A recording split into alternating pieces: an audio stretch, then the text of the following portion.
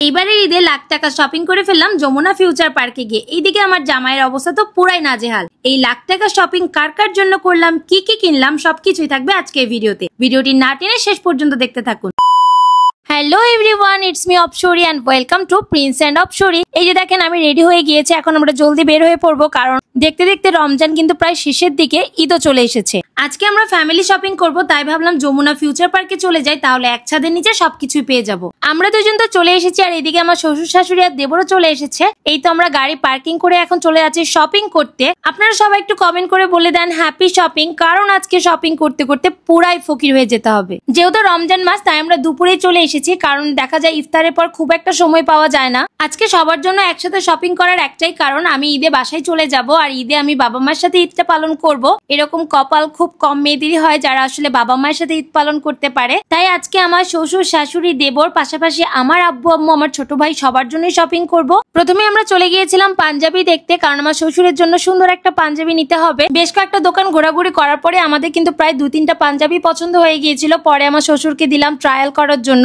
এদিকে দেখেন আমিও কিন্তু আমার শ্বশুরের জন্য পাঞ্জাবি দেখছিলাম। আর একটা কথা কিন্তু মানতেই হবে, ছেলেদের শপিং করতে খুব একটা সময় না লাগলো, আমাদের মেয়েদের কিন্তু শপিং করতে অনেক বেশি সময় লাগে। এই তো আমরা তারপর আরো একটা শপে চলে এসেছি, কারণ অনেক সময় দেখা যায় আমাদের যে জিনিসটা পছন্দ হয় সেটা আসলে পরার পরে আমাদেরকে অনেক সময় ভালো লাগে না। তাই চলে আসলাম আরো কিছু পাঞ্জাবি দেখতে। আর যমুনা ফিউচার পার্কে এলে অবশ্যই তো আপনি বেস্ট কালেকশন গুলোই পাবেন, তবে আপনার পছন্দের জিনিসটা তো আপনাকেই বাছাই করে নিতে হবে। এই যে এখানে দেখেন আরেকটা পাঞ্জাবি, 2-3টা পাঞ্জাবি ট্রায়াল দিয়েছিল, তারপর সেখান থেকে আমরা একটা পাঞ্জাবি নিয়েছি। আর এইদিকে আমার দেবরও দেখেন পাঞ্জাবি ট্রায়াল দিয়ে দেখছিল। আমার শ্বশুরের পাঞ্জাবি নেওয়া ডান। তারপর আমরা চলে এসেছিলাম মেয়েদের সেকশনে, কারণ আমার শাশুড়ির জন্য এবার ড্রেস কিনতে হবে। শুরুতে কিন্তু বলেছি আমাদের মেয়েদের ড্রেস সিলেক্ট করতে কিন্তু অনেক বেশি সময় লেগে যায়। এই যে দেখেন আমার দেবরও কিন্তু আমার শাশুড়িকে হেল্প করছে।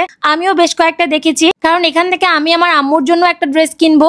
অনেকগুলো দোকান ঘুরেছি, কিন্তু তারপরও ড্রেস পছন্দ হয় নাই। তারপরে আমরা চলে এসেছিলাম ইফতার করতে, যেহেতু ইফতারের সময় হয়ে গিয়েছে, আর দেরি করে আসলে পরে আমরা সিট পাবো না। তার মধ্যে এখানে মারামারি লেগে গিয়েছিল। এই তো আমরা ইফতার করছি, আর ইফতারে আমরা অর্ডার করেছিলাম চুই ঝালের গরুর মাংস, যেটা অসম্ভব মজা ছিল। তার সাথে কিন্তু 2 পদের ভর্তা ছিল, ডাল ছিল, সালাদ ছিল। আজকে ভাগ্য ভালো যে আমরা দুপুরের দিকে শপিং করতে বের হয়েছিলাম, না হলে আজকে ফুল ফ্যামিলি শপিং কখনোই কমপ্লিট হতো না। আর ফুল ফ্যামিলি শপিং এর জন্য আমরা একদিনই বরাদ্দ রেখেছিলাম, কারণ আমরা এতটাই ব্যস্ত থাকি যে এইভাবে সময় নিয়ে বের হওয়া একদমই সম্ভব হতো না। তারপর এই তো ইফতার শেষ করে আমরা আবারও চলে এসেছি লেডিস সেকশনে, কারণ এখনো কিন্তু আমার শাশুড়ির জন্য কোনো কিছুই কেনা হয়নি। আমাদের বেশ কয়েকটা 3 পিসই পছন্দ হয়েছিল, কিন্তু দেখা যায় যে ওড়না পছন্দ হলে কামিজ পছন্দ হয় না, আবার কামিজ পছন্দ হলে ওড়না পছন্দ হয় না, এরকম একটা অবস্থা। তারপর বেশ কয়েকটা ড্রেস এবং দোকান দেখার পরে আমরা পছন্দ করেছি আমার শাশুড়ির জন্য এখানে একটা 3 পিস, আর পাশাপাশি আমি আমার বাসার আরেকজন মেম্বারের জন্য এখান থেকে একটা 3 পিস নিয়েছিলাম। ওইখান থেকে 3 পিস নেওয়ার পর আমরা আরো একটি শপে চলে গিয়েছিলাম, কারণ আমার শাশুড়ির জন্য আরো একটা 3 পিস কিনতে হবে, এবং পাশাপাশি আমার আম্মুর জন্য 3 পিস কিনবো।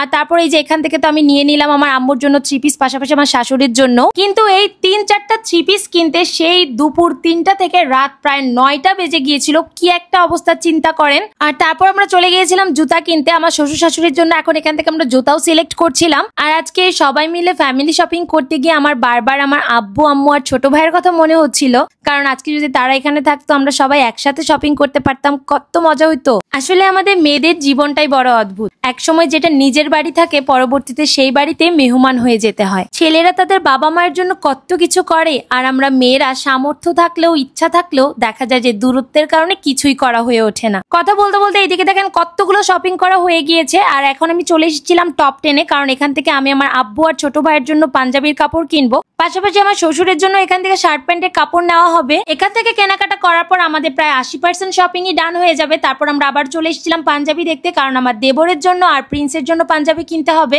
এদিকে আমার দেবর পানি নিচ্ছিল, কারণ আমার পায়ের অবস্থা প্রচুর খারাপ হয়ে গিয়েছিল, হাঁটার মতো কোনো শক্তি আর পায়ে ছিল না। পরে আমি একটু বসে রেস্ট নিচ্ছিলাম। এই যে দেখেন এদিকে কিন্তু 2 ভাই পাঞ্জাবি সিলেক্ট করছে, আর 2 ভাই কিন্তু ম্যাচিং পাঞ্জাবি নিবে। পরে বেশ কয়েকটা ট্রায়াল দিয়ে দেখছিল, ফাইনালি বেশ কয়েকটা দেখার পর তাদেরও পাঞ্জাবি নেওয়া কমপ্লিট। আরেকটা কথা ভেবে আজকে অনেক বেশি কষ্ট হচ্ছিল, আমার মাথার উপর আমার বড় ভাই বা বড় বোন কারোরই ছায়া নেই।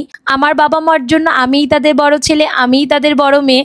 আমার এই কষ্টটা শুধুমাত্র তারাই উপলব্ধি করতে পারবে যাদের বড় ভাই বা বড় বোন নেই। আমার বাবা মা কখনোই আমার কাছে কিচ্ছু চায় না, কারণ তাদের যথেষ্ট সামর্থ্য আছে। তবু আমি মন থেকে যখন তাদের জন্য কিছু একটা করি, আমার এটা অনেক শান্তির একটা জায়গা। আর মহান আল্লাহ তাআলার কাছে হাজার হাজার শুকরিয়া যে আমি অনেক ভালো একজন জীবনসঙ্গী পেয়েছি, যে মানুষটা আমাকে সবকিছুতে অনেক বেশি সাপোর্ট করে, পাশাপাশি আমার আব্বু আম্মু আর ছোট ভাইকে অনেক বেশি ভালোবাসে। আজকের ভিডিওটি এখানেই শেষ করছি। ভিডিও ভালো লাগলে ফেসবুক পেজ থেকে আমাদের ভিডিওটি দেখে থাকলে অবশ্যই ফলো দিতে ভুলবেন না, এবং যদি ইউটিউব চ্যানেল থেকে ভিডিওটি দেখে থাকেন তাহলে অবশ্যই আমাদের চ্যানেলটিতে সাবস্ক্রাইব করে আমাদের পাশেই থাকবেন। আল্লাহ হাফেজ।